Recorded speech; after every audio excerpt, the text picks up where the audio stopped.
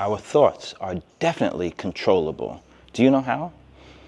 My name is Samuel Stewart, and I help people to live after a death. And oftentimes in our Grief to Life sessions, I talk about something that helps us to control our thoughts. Because so often in life, we think that our thoughts just run wild. And for many people, it does. But there is a way that we can control our thoughts, and that is through affirmations. Now, I'm going to share with you really quickly how affirmations work, but I'm in Jamaica, and I was really reminded this morning about the power of affirmations, because there's certain things that we almost say naturally, and it has an impact on our lives. For instance, we were traveling somewhere, and our driver was pointing out different areas. And he was telling this, he was going around one area, he says, this area is called See Me No More. And it's interesting because and I found this out, a lot of the towns and the places, they have names, but the names are really phrases that have just been said so much that's become the name of the place. So See Me No More is actually for see me no more. And actually has a story that this is where some slaves had gotten away from their masters and had run away, and they were able to escape in that particular area. So that word became what was known for that area. Then there's other words too. There's another place called porous. And what does that sound like? Poor.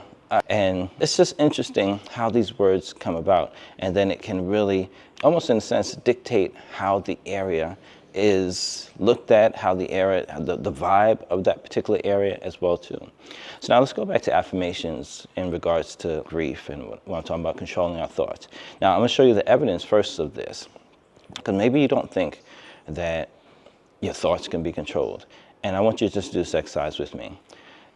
Close your eyes and just imagine an elephant with, it's actually standing on one leg on a basketball.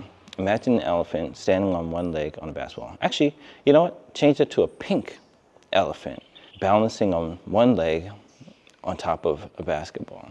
All right, that's enough. Now, I would almost bet that you were actually able to do it if you close your eyes and if you just attempt to think of what I was sharing with you and listen to what I said. Now, how did that happen? Your thoughts were actually controlled by my words. So words can actually shape our thoughts. This is revolutionary to so many people. They think that our thoughts is just one. No, our words actually can shape our thoughts. So this is something that we can now start to use intentionally, because for so long, probably each of us have been intentionally living the results of it and just letting our thoughts go wherever they go. But if we use our words intentionally, we can control what we're thinking. And this is what affirmations is.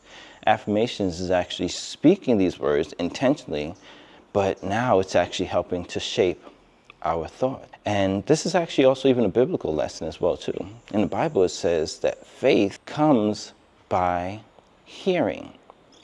Did you hear that? Faith comes by hearing. So as we hear different things, as we hear maybe the word, as we hear the gospel of Christ, as we hear this message of hope, then it shifts our whole belief system, our faith.